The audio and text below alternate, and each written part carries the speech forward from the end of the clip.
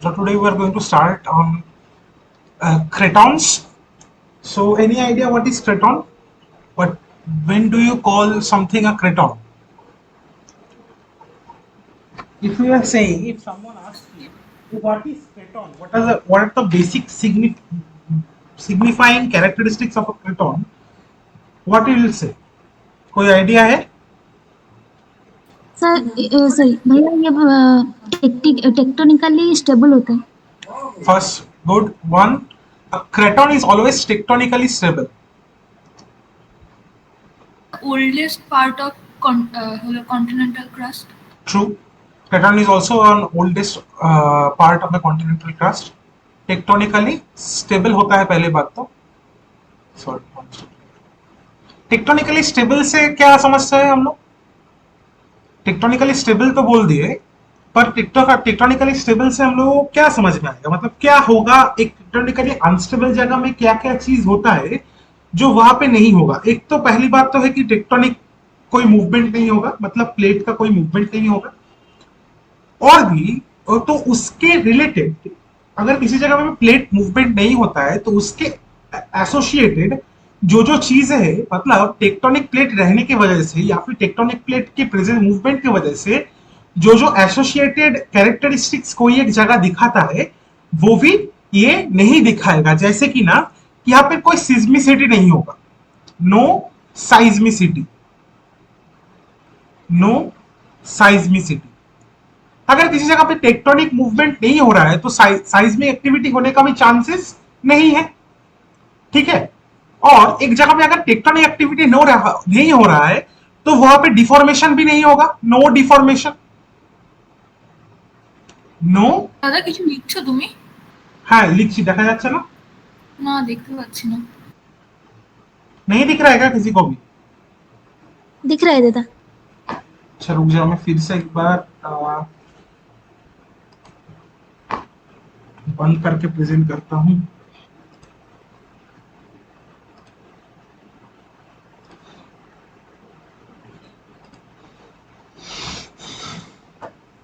प्रेरणा अभी दिख रहा है?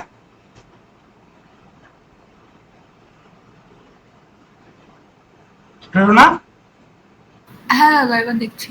अच्छा, तो पहली बात तो अगर नो टेक्टोनिक एक्टिविटी होगा उसका मतलब वहां पे कोई साइज्मिसिटी नहीं होगा, साइज्मिक वेव का प्रेजेंस नहीं रहेगा.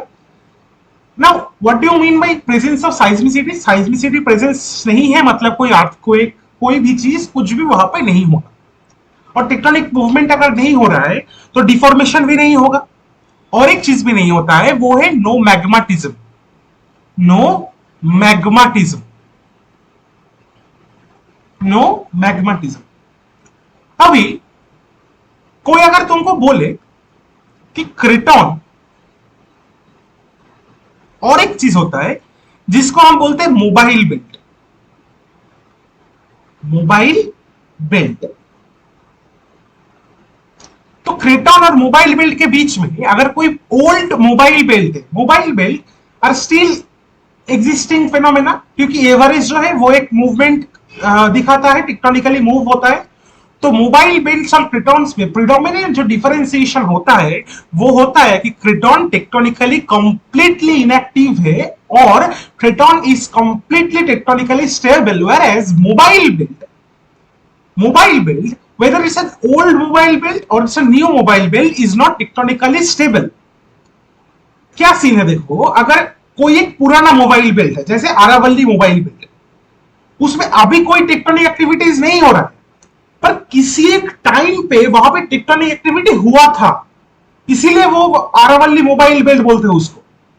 पर अगर किसी जगह को हम क्रेटॉन बोल रहे हैं, suppose Dharwad craton, suppose Bastar craton, anything like that, मतलब कि ना वहां पे कोई टेक्टोनिक एक्टिविटी किसी भी टाइम पे, वो फॉर्मेशन के टाइम पे सोच लो, किसी भी टाइम पे कोई टेक्टोनिक सिग्निफिकेंट टेक्टोनिक एक्टिविटी नहीं हुआ है. वही प्रिडोमिनेंटली क्रेटॉन और मोबाइल बेल्ट को डिफाइन करता है. मतलब क्या, अगर तुमको कोई एक पुराना मोबाइल बेल्ट लाके तुमको बोल दे कि सपोज आरावल्ली मोबाइल बेल्ट एक बहुत पुराना मोबाइल बेल्ट है, पढ़ेंगे हम लोग स्ट्रेटिग्राफी में, तो वहां पर जाके तुम लोगों को अगर बोल दे कि ये भी तो टेक्टोनिकली अब स्टेबल है, इसमें भी टेक्टोनिकली मूवमेंट, कोई सिस्मिसिटी नहीं है, कोई डिफॉर्मेशन नहीं है, कोई मैग्माटिज्म नहीं है, तो तुम कैसे बोल रहे हो कि ये मोबाइल बेल्ट है, ये क्रेटॉन है? तुम बोलो, तुम्हारा योर आंसर शुड बी कि ये एक टाइम पे मूवमेंट इसका हुआ था, इसीलिए इसमें प्रीवियस हिस्ट्री ऑफ डिफॉर्मेशन है, इसमें डिफरेंट डिफरेंट डिफॉर्मेशन स्ट्रक्चर्स है, इसमें डिफरेंस मैग्नेटिक एक्टिविटी दिखाई दे रहा है इसमें। Whereas in cretons, from a beginning till now, there is zero tectonic activity. There is zero tectonic activity affecting that particular area. उसके बाद हो सकता है, मतलब क्रेटन फॉर्म हो गया, अभी उसके आजू बाजू में टेक्टोनिक एक्टिविटी हो सकता है, पर उस आजू बाजू के पार्ट को हम क्रेटॉन्स नहीं बोलेंगे। समझ में आया? प्रेडोना लीव क्यों कर दिया, जो भी। तो ये है predominantly differentiation between mobile belt and predominant differentiation between mobile belt and cretons. Now another thing we have to understand that all cretons, each and every cretons present in our world, whether it's a Dharwar creton, whether it's a creton in South Africa, whether it's a creton in Canada, all of them formed during Archean time.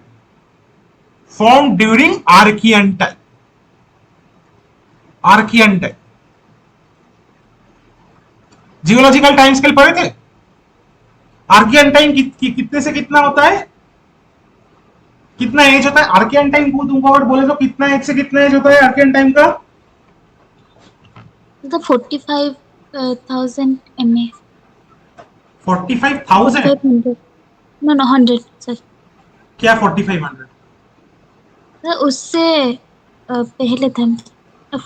Archaean time मतलब होता है 4.0 to 2.5 billion years, और giga है नाम जीए।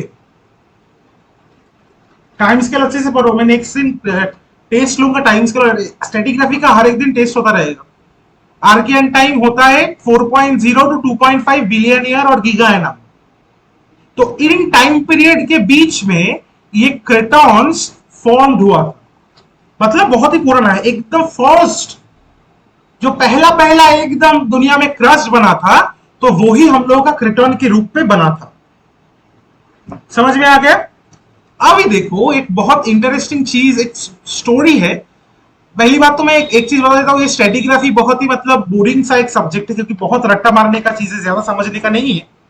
मतलब हम लोगों के स्टैंडर्ड में, बीएससी स्टैंडर्ड में एकदम ही कुछ समझने का नहीं है, और स्पेशली जैम के लिए कितना चाहिए, बहुत ही कम प्रोपोर्शन चाहिए होता है, और वो मैं तुमको बता दूंगा। सक्सेशन और उसके एसोसिएटेड और डिपॉजिट पढ़ के जाए तो जैम में स्ट्रेटिग्राफी क्वेश्चन हम लोग आंसर कर सकते हैं, उससे ज्यादा हम लोगों का जरूरत नहीं है। जैसे जेनेसिस, फॉर्मेशन, डिफॉर्मेशन हिस्ट्री, ये सब हम लोगों का जरूरत नहीं है। तो एक और चीज, बट कुछ चीज हम लोग को इंटरेस्टिंग करने के लिए, सब्जेक्ट के लिए जानना होता है। तो चलो समझते हैं क्रेटॉन्स कैसे फॉर्म हुआ। क्रेटॉन्स कैसे फॉर्म हुआ था, एक छोटा सा एक डिस्क्रिप्टिव सेक्शन देख लेते हैं। पहली बात तो ये कि जब ये दुनिया बना, जब ये अर्थ बना, तो ये अर्थ was in A completely molten stage. क्या था? अर्थ एक कंप्लीटली मोल्टन स्टेज में था, मतलब पूरा लावा ही लावा और कुछ नहीं। अब धीरे धीरे टेम्परेचर घटने लगा, क्योंकि थर्मोडायनामिक के मुताबिक वही होना चाहिए। धीरे धीरे टेम्परेचर क्या हुआ? घटने लगा। तो जैसे धीरे धीरे टेम्परेचर घटने लगा, मतलब क्या था? अर्थ एक होमोजिनाइज्ड, जब पूरा मेल्ट है तो एक होमोजिनाइज्ड मेल्ट है, कोई डिवीजन नहीं था, क्रस्ट, मेंटल कोर, कुछ भी। जैसे धीरे धीरे टेम्परेचर घटने लगा, क्या होने लगा कि ये जो हेवी मॉलिक्यूल्स थे, जैसे कि ना आयरन, निकेल, ये सब क्या हुआ? ये कोर के धीरे धीरे सेंटर की ओर बढ़ने लगा, धीरे धीरे सेंटर की ओर बढ़ने लगा, मतलब नीचे गिरने लगा। और जो लाइटर मटेरियल है वो ऊपर उठने लगा धीरे धीरे धीरे धीरे। वही होना चाहिए ना, हाँ कि ना? जैसे सॉलिडिफाई होना स्टार्ट हो रहा है, लाइटर मटेरियल्स क्या हो रहा है? धीरे धीरे ऊपर उठ रहा है, और हेवी मटेरियल्स क्या है? धीरे धीरे नीचे जा रहा है। ऐसे करके फर्स्ट सेग्रीगेशन स्टार्ट हुआ। तो पहले टाइम पे जब क्रस्ट बना तो वो एक बहुत छोटा अमाउंट ऑफ क्रस्ट बना, एक बहुत ही कम थिकनेस वाला, अराउंड 1 किलोमीटर थिकनेस वाला क्रस्ट बना, 1 किलोमीटर थिकनेस वाला, 1 किलोमीटर थिकनेस वाला। ये सॉलिडिफाई हुआ। अब जैसे ये सॉलिडिफाई हुआ, क्या हुआ, ये ज्यादा देर तक स्टेबल नहीं रहा, ये ज्यादा देर तक स्टेबल नहीं रहा। क्या हो गया, ये नीचे का जो लावा या फिर मैग्मा जो था, ये क्रस्ट को निगल गया, पूरा का पूरा खा गया, पूरा का पूरा खा गया। फिर से क्या हुआ, फिर से और थोड़ा थोड़ा कूलिंग होने के बाद और एक क्रस्ट बना, जो कि ना 1 किलोमीटर से लेके अभी हो गया 2 किलोमीटर, अभी हो गया 2 किलोमीटर। फिर भी 2 किलोमीटर स्टेबल नहीं है, ऊपर से मैग्मा का प्रेशर आ रहा है, मैग्मा प्रेशर ओके, ये इसको फटा दे रहा है, एकदम छोटा छोटा डिस्क्रीट पीसेस में डिवाइड कर दे रहा है। ऊपर से प्रेशर आया CO2 का, नीचे से प्रेशर आया ऑक्सीजन का, तो ये छोटा छोटा हिस्सों में बांट गया। अब ये छोटे छोटे हिस्से को फिर ये मैग्मा या फिर जो लावा नीचे वाला जो पोर्शन था, ये फिर से निकल गया।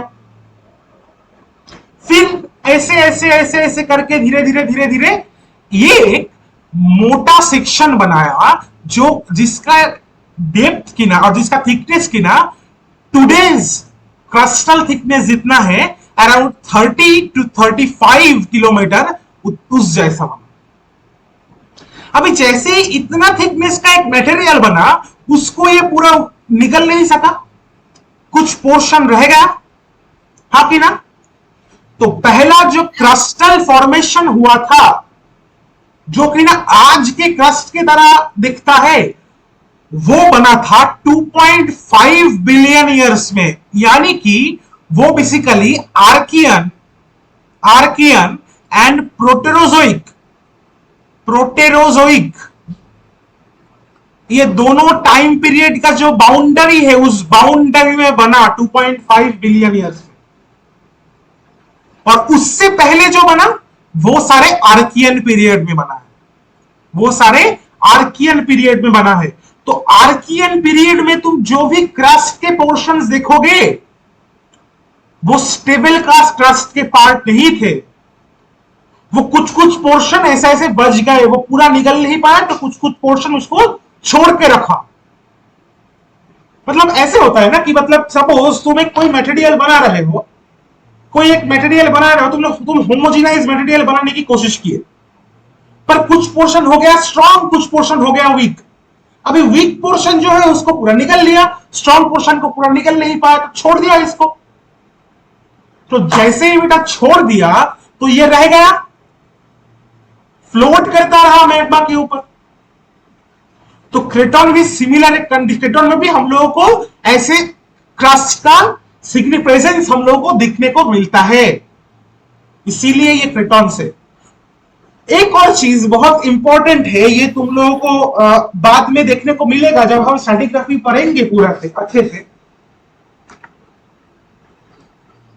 ये जो फेल्सिक मटेरियल है, फेल्सिक मटेरियल जो है, जैसे कि ना क्वार्ट्ज, फेल्सपार, ये सब मटेरियल से जो सब चीजें बना है, वो प्रीडोमिनेंटली किस प्रोसेस की वजह से बनता है? ये जो फेल्सिक मटेरियल है, वो प्रीडोमिनेंटली किस प्रोसेस की वजह से बनता है, कौन बताएगा?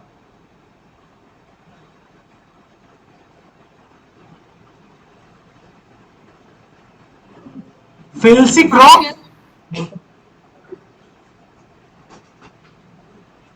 फेल्सिक मटेरियल जो है या फिर फेल्सिक रॉक जो है, वो प्रीडोमिनेंटली किस प्रोसेस की वजह से बनता है?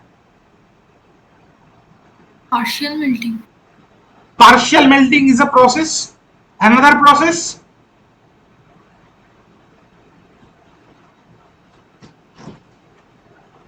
another process,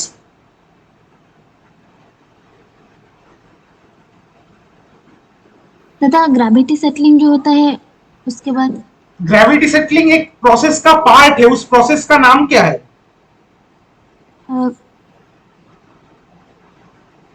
fractional crystallization, right? Fractional crystallization, right Prerna? हाँ दादा। तो फ्रैक्शनल क्रिस्टलाइजेशन जब भी हम लोग को चाहिए, एक चीज बहुत इंपॉर्टेंट है, वो सोच लो तुम लोग। जब भी फ्रैक्शनल क्रिस्टलाइजेशन के बारे में तुम लोगों को बोलता हूं, मैं बोलता हूं उसके लिए एक मोटा क्रस्ट चाहिए होता है, अदरवाइज फ्रैक्शनल क्रिस्टलाइजेशन कभी नहीं होगा। एम आई राइट और एम आई रॉन्ग? हाँ दादा। हाँ तो ये मोटा क्रस्ट थी। क्रस्ट कब बना? 2.5 बिलियन ईयर्स के बाद। तो जनरली तुम इस क्रिटॉन्स में या फिर मोबाइल बेल्ट में पूरे दुनिया में मैक्सिमम जो भी फेल्सिक बॉडीज देखोगे, जो भी ग्रेनेटिक बॉडीज देखोगे, वो maximum predominantly either 2.5 billion year old का है या फिर 2.5 बिलियन ईयर ओल्ड के बाद का है। ज्यादातर, एक दो एक्सेप्शन छोड़ के, जो भी ग्रेनेटिक बॉडी प्रिडोमिनेंट बड़ा बड़ा ग्रेनेटिक बॉडी देखोगे, वो आइदर 2.5 के बाद का है या फिर 2.5 का है। तो ये बहुत इंपॉर्टेंट एक चीज है। और एक चीज, अभी हम लोगों को टेक्टोनिक मूवमेंट कैसे दिखता है? टेक्टोनिक मूवमेंट हॉराइजॉन्टल होता है। Tectonic movement, right?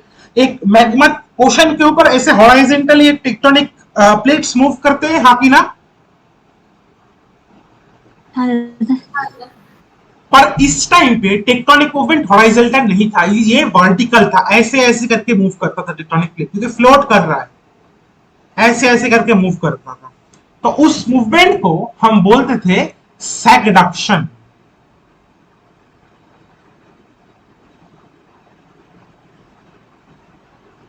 क्या बोलते थे? उस मूवमेंट को हम बोलते थे सैगडक्शन।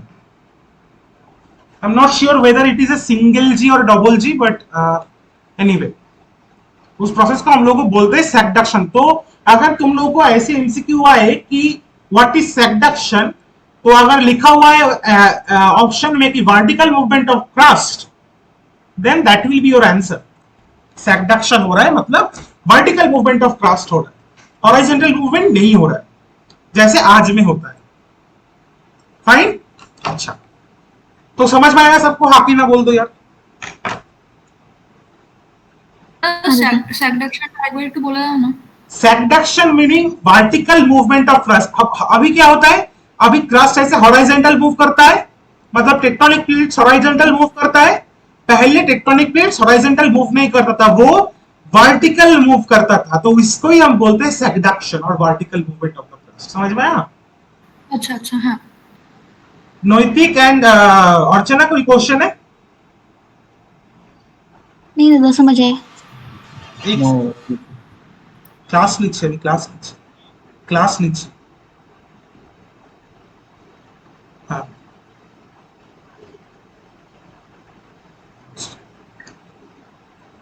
अच्छा, अभी और एक चीज हम लोगों को देखना। अभी तो बेसिक चीज पे आ जाते हैं। तो क्रेटॉन्स क्या है?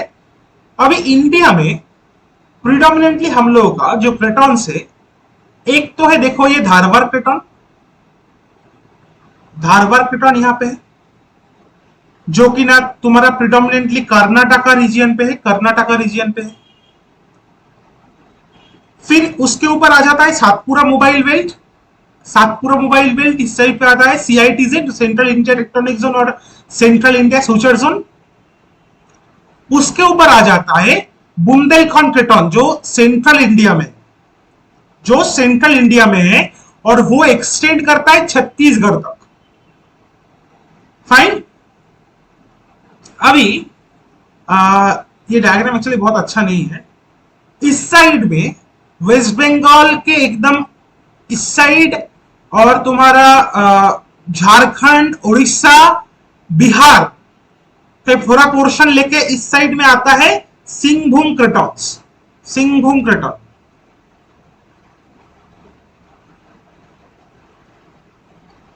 सिंहभूम क्रेटॉन, ठीक है। इस साइड में आ जाता है तुम लोगों का ईस्टर्न घाट मोबाइल बेल्ट। यहां पे आता है तुम लोगों का बास्तर craton. बास्तर craton predominantly Chhattisgarh, Madhya Pradesh, इस रीजियन में होता है। सॉरी, बुंदेलखंड आता है तुम लोगों का महाराष्ट्र, मध्य प्रदेश और थोड़ा बहुत राजस्थान भी, उसके ऊपर आरावल्ली क्रैटन होता है, क्रैटन नहीं ये आरावल्ली मोबाइल बेल्ट होता है, और मारवाड़ ट्रेडन होता है, वो हम लोग बाद में जाके देखेंगे। अभी धारवाड़ क्रैटन के नीचे ही, ये जो धारवाड़ क्रैटन है इसके नीचे ही, ये एक्चुअली पूरा बड़ा पोर्शन ये इतना वाला धारवाड़ क्रैटन है, ये धारवाड़ क्रैटन के नीचे ही और धारवाड़ क्रैटन के बीच में ही एक और चीज आता है जिसको हम बोलते हैं कडप्पा मोबाइल बेल्ट और कडप्पा बेसिन। वो एक हमारा प्रोटोजोइक बेसिन है, और धारवाड़ क्रैटन के नीचे आता है हम लोगों का सदर्न ग्रेनुलेटिक टेरेन।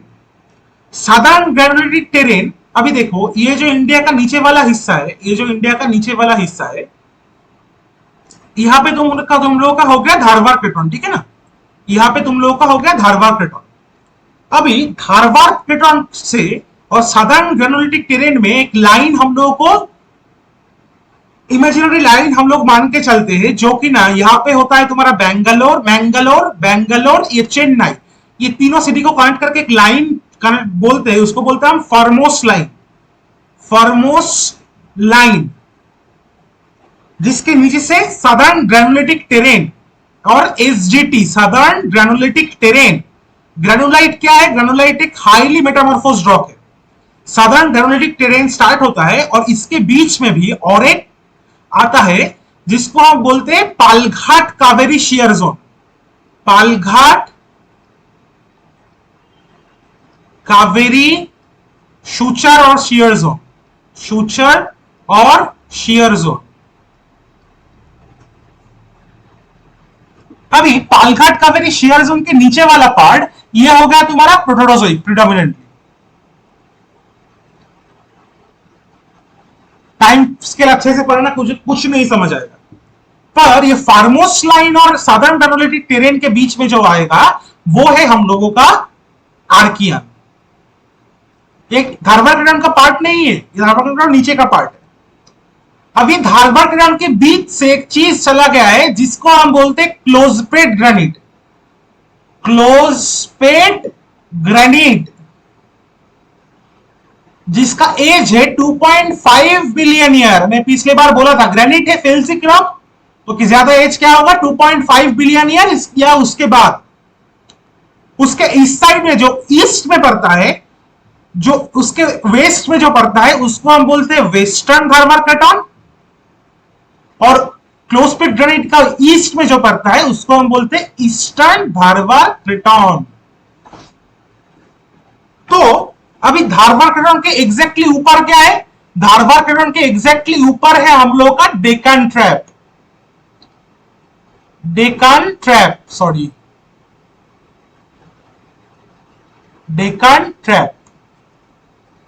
ओके, तो ये क्वेश्चन आ सकता है तुम लोगों को कि धारवाड़ क्रैटन के नॉर्थ में हम लोग का डेक्कन ट्रैप और सीआईटी जगह जाता है, धारवाड़ क्रैटन के साउथ में आ जाता है सदर्न ग्रेनुलेटिक टेरेन, धारवाड़ क्रैटन का ईस्ट में आ जाता है eastern Ghat mobile belt and also Kadapa basin.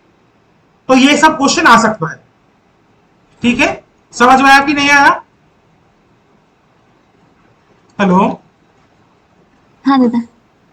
हाँ दादा। हाँ दादा। अच्छा, स्क्रीन दिख रहा है सबको? हाँ। अभी देखो ये डायग्राम से अच्छे से दिखेगा तुम लोगों को। एक और भी बहुत इंपॉर्टेंट फेनोमेना है जिसको हम बोलते हैं green cyst belt. Green cyst belt. Green cyst belt मतलब एक लो मेटामॉर्फोज्ड बेल्ट है जो एक सिग्निफाइंग फीचर है क्रेटॉन्स का, क्योंकि क्रेटॉन में ज्यादा मेटामॉर्फिक एक्टिविटी नहीं हुआ है। कैसे होगा? टेक्टोनिकली तो बहुत ही इनएक्टिव है। तो ज्यादा ग्रीन सिस्ट बेल्ट हम लोगों को किधर देखने को मिलता है? ये जो हम देखेंगे ग्रीन सिस्ट बेल्ट जाके बाद में, वेस्टर्न धारवाड़ क्रैटन में हम लोगों को ज्यादा ग्रीन सिस्ट बेल्ट दिखने को मिलता है as compare to eastern Dharwar craton. ये देखो, ये हो गया तुम्हारा क्लोजपेट ग्रेनाइट जो डिवाइड करता है ईस्टर्न धारवाड़ क्रैटन और वेस्टर्न धारवाड़ क्रैटन को। ठीक है, ईस्टर्न धारवाड़ क्रैटन और वेस्टर्न धारवाड़ क्रैटन को डिवाइड कर रहा है ये क्लोजपेट ग्रेनाइट। ये वाला साइड है हम लोग का ईस्ट, ये हो गया कडप्पा हो गया, पर ये वाला साइड हो गया हम लोग का ईस्ट। और ये वाला साइड हो गया हम लोगों का वेस्ट। तो दिखने को ही मिल रहा है कि वेस्टर्न धर्माकटन में ग्रीनसीज बेल्ट, वेस्टर्न में ग्रीनसीज बेल्ट ज्यादा है, ईस्टर्न में ग्रीनसीज बेल्ट कम है। हाँ की ना? हाँ की ना? हाँ दादा। ठीक है। अभी ये देखो, ये जो नीचे है यहां पे देखो पीसीएसजेड लिखा हुआ है। पीसीएसजेड दिख रहा है? पीसीएसजेड लिखा हुआ है दादा। हाँ दादा। ये है पालघाट कावेरी शेयर जोन, ठीक है, जो मैंने दिखाया। और ये देखो यहां पे होगा तुम्हारा मैंगलोर, रेड करके लिखते हैं, यहां पे हो गया तुम्हारा मैंगलोर, राइट? यहां पे हो गया तुम्हारा बेंगलोर, राइट? और यहां पे हो गया तुम्हारा चेन्नई। इन तीनों लाइन को अगर हम कनेक्ट कर दे तो जो लाइन बनता है उसको हम बोलते हैं फॉर्मोस लाइन। क्यों ये इंपॉर्टेंट है? ये इंपॉर्टेंट इसीलिए क्योंकि साइंटिस्ट लोग जब रिसर्च कर रहे थे देखे कि ये वाला जो पोर्शन है ये सिमिलर टू धर्माकटन है, थोड़ा सा ओल्डर है, मतलब आर्कियन टाइम का है, पर ये नीचे वाला जो पार्ट है ये है प्रोटेरोजोइक टाइम का, पालघाट कावेरी शेयर जोन जिसके नीचे वाला पार्ट, ये पूरा ही तुम्हारा सदर्न ग्रेनुलाइट टेरेन के अंदर आता है।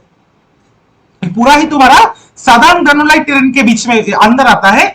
पर इसीलिए डिवीजन क्या है कि ये आर्कियन का है और ये प्रोटेरोजोइक का है। समझ में आया? हाँ की ना? हाँ दादा। अच्छा, तो ये थोड़ा इंट्रोडक्शन दे दिया है यहाँ पे। एक चीज, north by the end Cretaceous Deccan trap, north east by करीबंगे granulitic belt KGB, east by Neoproterozoic eastern Ghat mobile belt, और EGMB west by Arabian sea which separates India from Madagascar, जो भी। अब एक धारवाड़ फिटआउट में तुम लोग को एक चीज हम बोलेंगे तो तुम लोग बहुत एक्साइटेड हो जाओगे। केजीएफ देखा हो तुम लोग? केजीएफ एक मूवी आया था केजीएफ करके, कोलार गोल्डफील्ड, सुने हो? एटलीस्ट सुने तो हो। हाँ दादा। हाँ दादा। तो ये केजीएफ ईस्टर्न धारवाड़ फिटआउट के ऊपर है। तो कोलार गोल्डफील्ड जो है, ये कोलार गोल्डफील्ड ईस्टर्न धारवाड़ फिटआउट का पार्ट है। तो यहाँ पे गोल्ड मिलता है धारवाड़ फिटआउट में, ठीक है? बाकी चल के हम देखेंगे। अभी ये जो नया पार्ट आया है इसमें मेरा बोलने का ज्यादा नहीं है, ये बेसिकली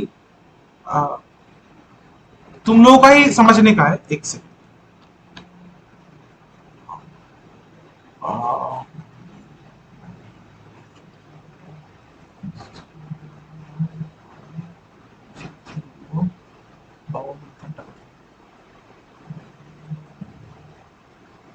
एक सेकंड। हाँ, तो इसमें हम लोग क्या क्या चीज पढ़ना है वो पहले देख लेते हैं। देखो, सबसे जो यंगर ग्रुप है, सबसे जो यंगर ग्रुप है वो है सारगुर ग्रुप। सारगुर ग्रुप, सारगुर ग्रुप, ठीक है ना? अभी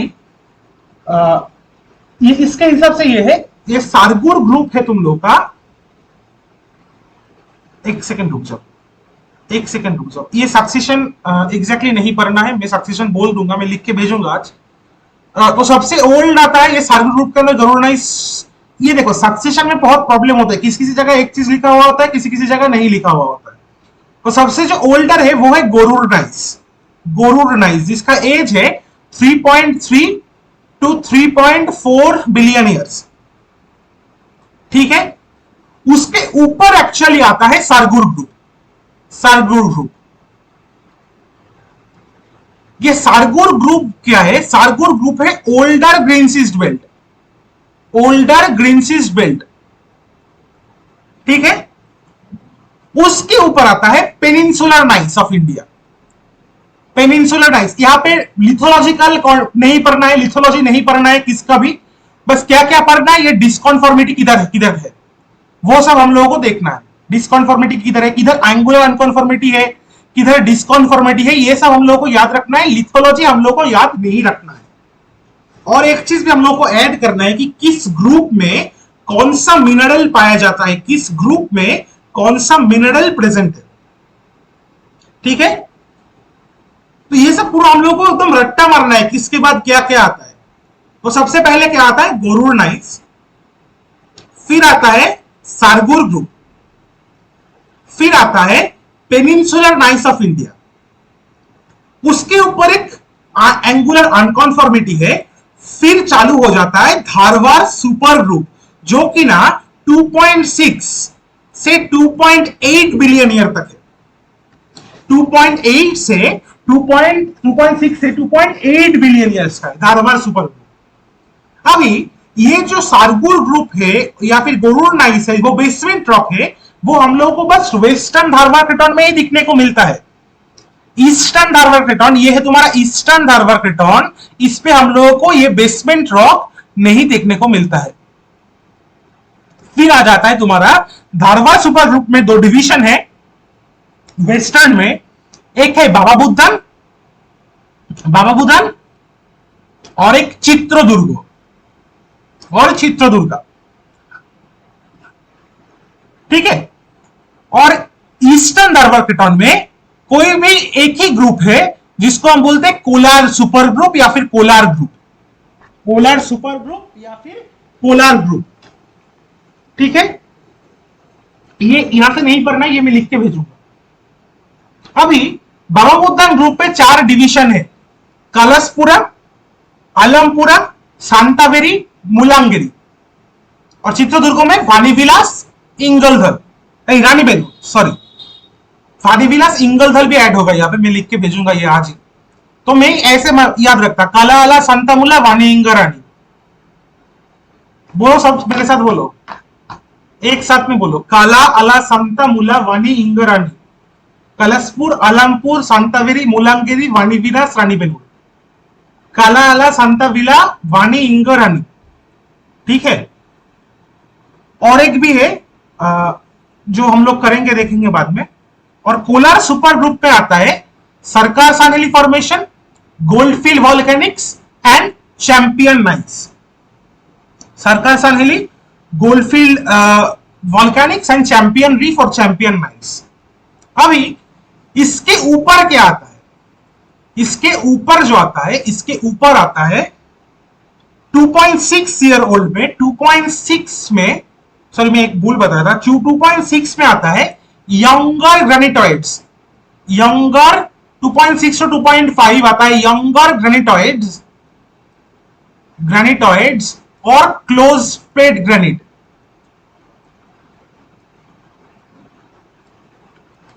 ठीक है, 2.5 में आता है चार्नोकाइट ग्रुप, वो भी एक मेटामॉर्फिक रॉक है, चार्नोकाइट ग्रुप। 1.4 to 1.9 में आता है Bagalkot, BAGALKOT, Bagalkot, and 600 million year में आता है बादामी, लिख के भेजूंगा। इसको हम बोलते हैं कालादगी सुपर ग्रुप, कालादगी सुपर ग्रुप।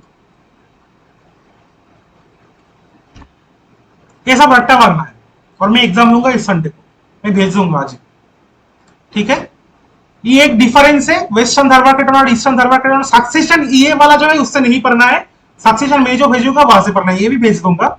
ये बस एक बार देख लेना कि ईस्टर्न धारवाड़ क्रेटन और वेस्टर्न धारवाड़ क्रेटन के बीच प्रीडोमिनेंट डिफरेंशिएशन क्या होता है। अच्छा, अभी एक बहुत इंपॉर्टेंट चीज जो तुम लोगों का है, वो है तुम लोगों का इकोनॉमिक जियोलॉजी में जो क्वेश्चन आएगा जैम में, आइदर वो रिलेटेड होगा कि किस जगह में क्या मिलता है, आइदर वो से एक क्वेश्चन आ सकता है कि किसका ओर मिनरल क्या है, आयरन का ओर क्या है, निकेल का ओर क्या है, ये सब। और एक क्वेश्चन आ सकता है फॉर्मिंग प्रोसेस कैसे फॉर्म हुआ है। तो जो रिलेटेड टू सबसे प्रॉब्लमेटिक होता है कि किस जगह में क्या है, किस जगह में क्या है, पर वो हमेशा एक चीज वो करते हैं कि स्ट्रेटिग्राफी के साथ कोरिलेट करके देते हैं। तो हम लोग भी वैसे ही कोशिश करेंगे कि स्ट्रेटिग्राफी के साथ कोरिलेट करके पढ़ने को। तो एक सक्सेशन में जो बना के भेजूंगा उसके अंदर ये रहेगा जो मैंने सक्सेशन बताया, साथ में किस ग्रुप में क्या क्या मिनरल मिलता है, मैं बस तुम लोगों को बोल देता हूं। तो आयरन एक बहुत इंपॉर्टेंट और मिनरल है, आयरन एक बहुत इंपॉर्टेंट मेटल है। ऑलमोस्ट एवरी प्रोटॉन में आयरन का डिपॉजिट रहता है, क्योंकि तब जब प्रोटॉन्स फॉर्म हुआ था तब क्रस्ट में भी आयरन का परसेंटेज बहुत ज्यादा था, इसीलिए इसमें आयरन कॉन्सेंट्रेटेड मिलता है। पूरा एकदम सर घूम गया है क्या या फिर ठीक हो अभी भी? नहीं भैया ठीक है। देखो बस कुछ नहीं पढ़ना है, कुछ नहीं पढ़ना है, जस्ट आयरन किधर किधर किधर मिलता है और किस फॉर्म में। Banded hematite and magnetite quartz, Baba Budan and Bellary belt, ठीक है। फिर रानीबेनूर, हावेरी, गदग, ठीक है। चित्रदुर्ग, सांदूर सीज बेल्ट एंड सारगुर ग्रुप, ये बस 4 पढ़ना है। सारगुर ग्रुप, चित्रदुर्ग एंड बाबा बुधान, ये तीनों में आयरन मिलता है, मतलब तीनों जो ग्रीन सीज बेल्ट है उसमें आयरन मिलता है। एक चीज मैं बताना भूल गया, ये जो धारवाड़ सुपर ग्रुप के अंदर ये जो तुम्हारा चित्रदुर्ग और बाबा बुधान ग्रुप है, इसको हम यंगर ग्रीन सीज बेल्ट बोलते हैं। सारगुर को ओल्डर ग्रीन सीज बेल्ट बोलते हैं, इसको हम यंगर ग्रीन सीज बेल्ट बोलते हैं, ठीक है। अच्छा, अभी फिर क्या है, मैंगनीज। मैंगनीज किस में मिलता है? Shimoga, Chitradurga and Sandur, Dharwar super group में अंदर चित्रदुर्गा, सिमोगा, सांदूर, ये बस ये याद रखना है। अगर याद रख सकते हो तो पायरोलुसाइट एंड साइलोमिलेट, क्या और एग्जैक्टली और क्या मिलता है वो भी याद रख सकते हो, ठीक है। और कुछ नहीं याद रखना है। अच्छा, कॉपर सल्फाइड क्या मिलता है, किसमें मिलता है? कॉपर सल्फाइड चित्रदुर्ग में मिलता है, सारगुर ग्रुप में मिलता है, लिंगोलथल एरिया जो चित्रदुर्ग में, ठीक है। अच्छा, gold deposit very famous, Kolar, Hutti, दोनों ही ईस्टर्न धारवाड़ कैटन के पार्ट है, दोनों ही ईस्टर्न धारवाड़ कैटन के पार्ट है।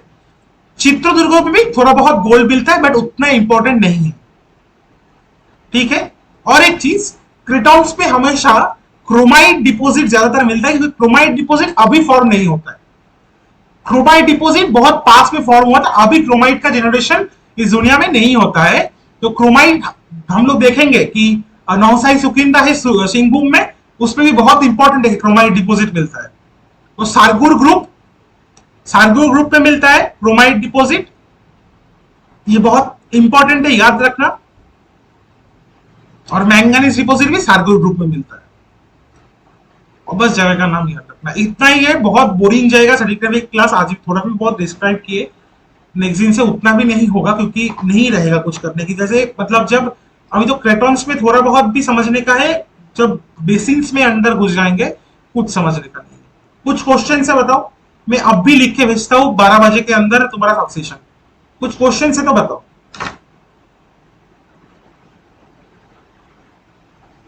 प्रेरणा, अर्चना, नैतिक,